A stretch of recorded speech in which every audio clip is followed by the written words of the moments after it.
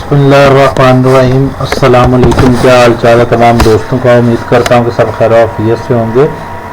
आज MTH 404 का lecture number 23 है जो हमने डिस्कस करना है। लेक्चर शुरू करने से पहले आप सबसे रिक्वेस्ट है कि चैनल को सब्सक्राइब करें, वीडियो को लाइक करें और शेयर ज़रूर किया करें।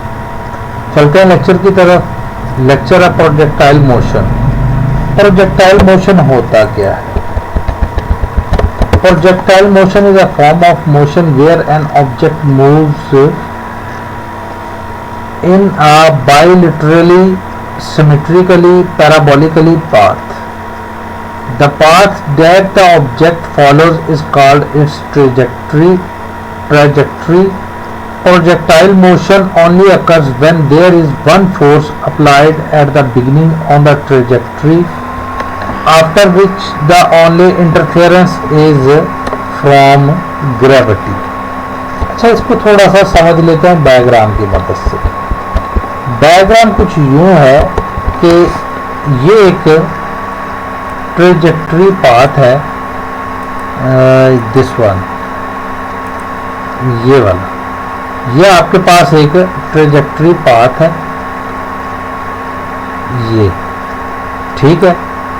अब होता क्या है कि जब आप एक बॉडी के ऊपर फोर्स लगाते हो एट द बिगिनिंग, जब आप उसके ऊपर बिगिनिंग पे फोर्स लगाते हो तो वो कुछ यूं वाला डिस्टेंस करती है। मसलन आप एक बॉल को फेंकते हो अपने दोस्त की तरफ तो बॉल यूं करके जाती है, ठीक है ना, तो वो एक ट्रेजेक्टरी पाथ बनाती है। अब वो कहता है कि अगर आप यहाँ पर ग्रेविटी जो है उसको आप नज़रअंदाज कर लो तो इस पॉइंट के ऊपर, ये वाला जो पॉइंट है इसके ऊपर PXY और आपके पास जो वैल्यू आएगी ग्रेविटेशनल फोर्स की वो आएगी -mgj।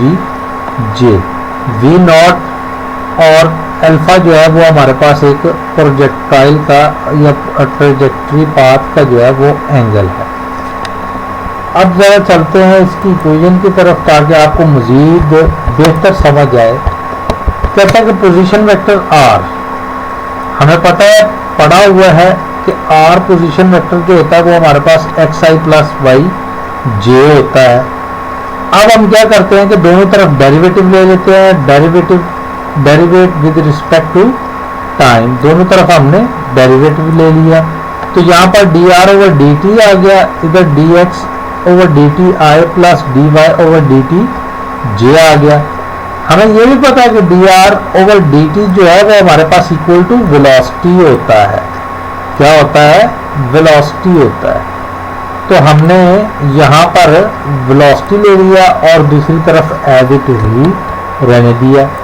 अब हम इसका अगेन डेरिवेटिव लेते हैं। किसका लेना है अगेन डेरिवेटिव? दिस इक्वेशन, इस इक्वेशन का हम अगेन डेरिवेटिव लेते हैं। सॉरी, ये डेरिवेटिव लिया हुआ था तो हमारे पास वेलोसिटी आ गया ना, तो अब हमने इसका डेरिवेटिव लिया, इस वाली का, दिस वन। इसको स्किप कर देना जो ऊपर वाला स्टेप बताया।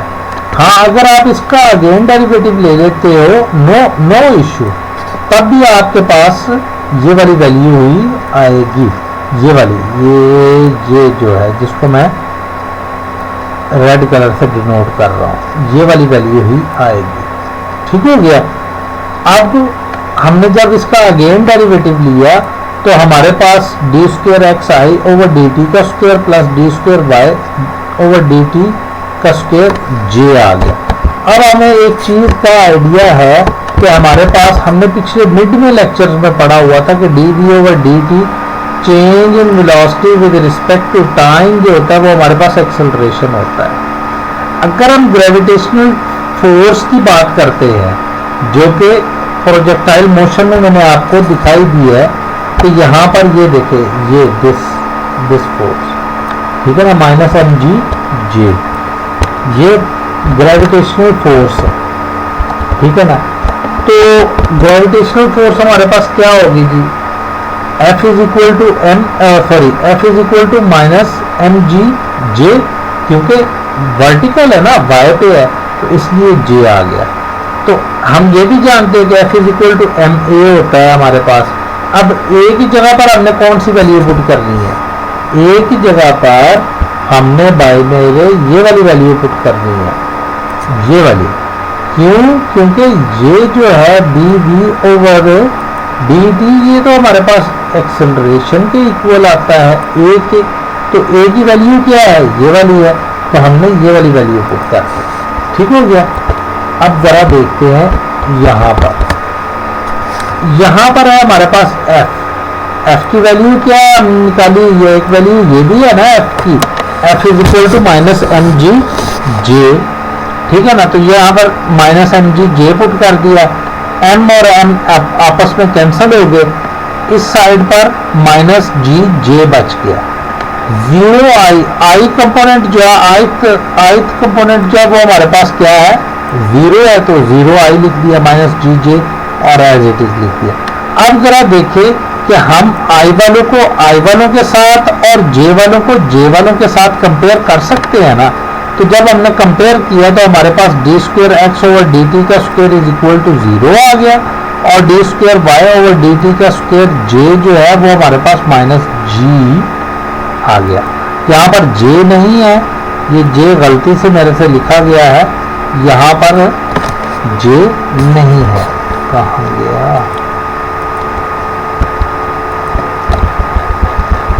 ये वाला जो जे है ना ये नहीं है, ये जे नहीं है। ठीक हो गया। अब जरा हम आगे चलते हैं, आगे जाके हम क्या करते हैं, हम इनका इंटीग्रेट कर देते हैं इन दोनों इक्वेशन को। पहले हम इसको इंटीग्रेट करते हैं with respect to time velocity निकालने के लिए, फिर हम इसको इंटीग्रेट करते हैं। वेलोसिटी निकालने है ना, ये जो D square x over d t का स्क्वायर है ये तो हमारे पास एक्सेलरेशन आ जाता है, तो हमने इससे वेलोसिटी वापस जाना है, तो वापस जाने के लिए हम इसको इंटीग्रेट करते हैं। तो हमारे पास हमें पता है कि जब हम d square x over d t का स्क्वायर का इंटीग्रेट करेंगे तो हमारे पास d x over d t simple आ जाएगा। ठीक है ना, जो कि हमारे पास इक्वल किसके है, एक कांस्टेंट के इक्वल है। इसी तरह जब आप वाई वाले को इंटीग्रेट करोगे तो आपके पास विद रिस्पेक्ट टू क्या कर रहे हो, टाइम कर रहे हो, तो माइनस जी टी आएगा, टी टाइम का आएगा। ठीक है ना, क्योंकि इधर तो 0 था, ऊपर वाली इक्वेशन में 0 था इक्वल के दूसरी तरफ, तो सिंपल कांस्टेंट आ गया। लेकिन इस इक्वेशन में हमारे पास वैल्यू मौजूद है इक्वल के दूसरी तरफ। ठीक है ना, तो ये माइनस जी टी आ गया प्लस बी आ गया। अब हमने ए और बी की वैल्यू फाइंड आउट करनी है। ए और बी की वैल्यू फाइंड आउट करने के लिए हम क्या करेंगे, हम इनिशियल कंडीशन को अप्लाई करते हैं। इनिशियल कंडीशन क्या है, टी इज इक्वल टू 0 और d x over d t क्या है कि हमारे पास v naught cos alpha. Projectile motion के अंदर ये जो ट्रेजेक्टरी हमारे पास बढ़ रहा था, इसमें एंगल उसने हमें अल्फा दिया हुआ था, ये वाला, ये एंगल जो है, ये एंगल उसने हमें अल्फा दिया हुआ था, और वेलोसिटी उसने हमें वी नॉट दी हुई थी। तो हमने इनको यूज किया। जब हमने इनको यूज किया तो हमें पता है कि जी d x over d t जो होता है वो हमारे पास वी नॉट कॉस अल्फा, और d y over d t जो है वो वी नॉट साइन अल्फा आ जाएगा। Put initial condition in integrated equation. अब d x over d t की वैल्यू हमने पुट करनी है ए वाली इक्वेशन में, और d y over d t की वैल्यू हमने बी वाली इक्वेशन में पुट कर दी।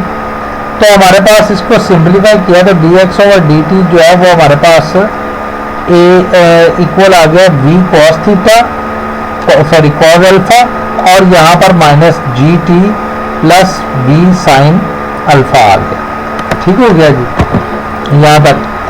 अब जरा हम इसको आगे लेकर चलते हैं।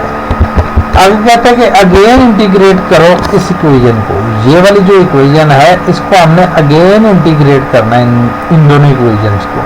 तो जब आप D x over d T को अगेन इंटीग्रेट करते हैं विद रिस्पेक्ट टू टाइम, तो हमारे पास ऑब्वियसली एक्स सिंपल बच जाता है, और दूसरी तरफ v naught cos alpha t plus c बच जाएगा। और इसी तरह अगर आप इस इक्वेशन को इंटीग्रेट करते हो तो यहाँ पर वाई आ जाएगा, और वी नॉट साइन अल्फा ये पहले आ गया इंटू टी माइनस ये वाला टी जो है इसकी पावर में एक ऐड करके और उसी के साथ डिवाइड कर देंगे हम, तो ये वाला आ गया। अब यहाँ पर इनिशियल कंडीशन लगाते हैं। इनिशियल कंडीशन क्या है जी, t is equal to 0 x equal to 0 और y equal to 0, x axis और y एक्सिस जो है वो हमारे पास इक्वल टू 0 है। तो जब आप 0 पुट करोगे यहाँ पर t की वैल्यू अगर आप 0 पुट करते हो, लेट्स सी यहाँ पर अगर आप इस जगह पर अगर आप 0 पुट कर देते हो तो ये इक्वेशन 0 हो जाएगी। यहाँ पर 0 पुट करते हो तो ये भी 0 हो जाएगी। 0 के साथ जो भी मल्टीप्लाई होगा 0 ही होगा ना। तो यहाँ पर ऊपर टी स्क्वायर है तो टी की जगह पर आप 0 पुट करोगे तो ये भी 0 हो जाएगी। तो डी और सी जो है ये हमारे पास इक्वल टू 0 आ गए। अब डी और सी की वैल्यू को हमने यूज किया तो हमें पता लगा कि जनाब हमारे पास x जो है वो v naught cos alpha t और y जो है वो v naught sine alpha t plus minus 1/2 GT square आ गया। ठीक हो गया। ये हमारे पास पैरामेट्रिक इक्वेशन ऑफ ट्रेजेक्ट्री है। इसके बाद अगर आप इसकी कार्टेशियन इक्वेशन ऑफ ट्रेजेक्ट्री निकालना चाहते हो तो वो क्या है कि आपने सिंपल काम क्या करना है कि जो आपने ऊपर इक्वेशन ये वाली फाइंड आउट की है, दिस इक्वेशन ये वाली पैरामेट्रिक इक्वेशन ये वाली, इनमें से t की वैल्यू निकाल लो। t की वैल्यू कैसे निकलेगी? t इज इक्वल टू आएगा x over v naught cos alpha, ठीक है ना, जो कि ये मैंने लिखा हुआ है x over v naught cos alpha. अब इस t की वैल्यू को हमने y वाली इक्वेशन में पुट कर दिया, मजीद सिंप्लीफाई किया तो आपको एक चीज का पता है कि sine alpha over cos alpha किसके इक्वल आता है? tan अल्फा के। Sine alpha cos alpha equal to आता है tan अल्फा के। ठीक हो गया। और कॉस स्क्वायर अल्फा जो है बटे के नीचे 1 ओवर कॉस स्क्वायर अल्फा किसके इक्वल आता है? सीकेंड स्क्वायर अल्फा के। तो ये वाली जो इक्वेशन हमारे पास ड्राइव हुई है, ये इक्वेशन ये हमारे पास cartesian equation of trajectory path है। ये तो था जी आज का हमारा लेक्चर। उम्मीद करता हूँ कि आपको लेक्चर की समझ आई होगी। अगर कोई इश्यू हो तो आप मुझे व्हाट्सअप कर सकते हैं, डिस्क्रिप्शन में मेरा व्हाट्सअप नंबर लिखा हुआ है। अल्लाह ताला आप सबका और मेरा भी हामी और नासिर हो। अल्लाह हाफिज़।